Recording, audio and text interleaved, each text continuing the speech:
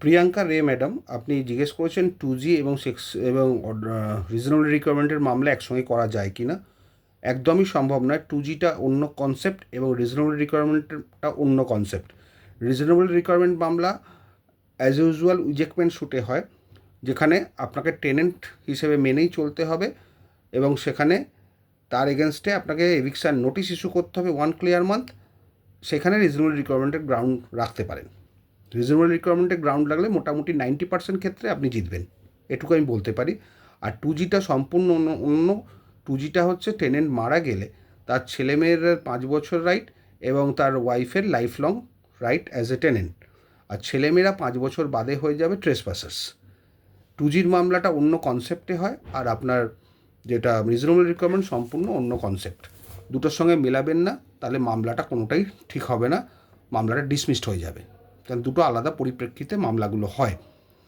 আর 2Gর মামলাতে তাড়াতাড়ি হওয়ার কথা, যদি কোর্ট প্রত্যেক ডেটে থাকে, প্রত্যেক ডেটে আপনার উকিল কোর্টে অ্যাটেন্ড করে এবং মামলা যদি ঠিকঠাক লেখা হয়, ভুলভাল লেখা না হয়, এবং যদি ঠিকমতো ডিল করা যায়, কোর্ট অফিসার্সের সঙ্গে কথা বলে, পেশকারদের সঙ্গে কথা বলে যত তাড়াতাড়ি শর্ট ডেট নিয়ে কাজ করা যায়, তাহলে 2Gর মামলাটা আগে শেষ হবে। আর খুব সাবধানে ডিল করতে হয়। যখন ল্যান্ডলর্ড হিসেবে মামলা করতে হয় তখন খুব সূক্ষ্মভাবে ডিল করতে হয়। সব ব্যাপারে ডিফেন্ডেন্ট বিভিন্ন পিটিশান করে তাকে ডিলে করার জন্য, কিন্তু সব ব্যাপারে অবজেকশান দেওয়ার দরকার পড়ে না।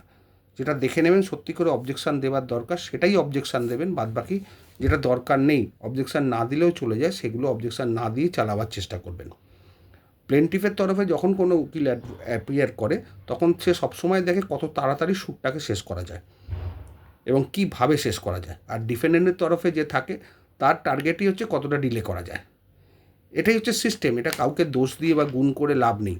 যে অ্যাডভোকেট যার হয়ে অ্যাপিয়ার করবে সে তখন তার হয়েই কাজ করবে। সে প্লেন্টিফের হয়ে করলে প্লেন্টিফের মতো, ডিফেন্ডেন্টের হয়ে করলে ডিফেন্ডেন্টের মতো। সুতরাং লয়ারদের অনেকে দোষ দেয় কেন ডিলে হচ্ছে, সে তার তার প্রফেশন সে করছে।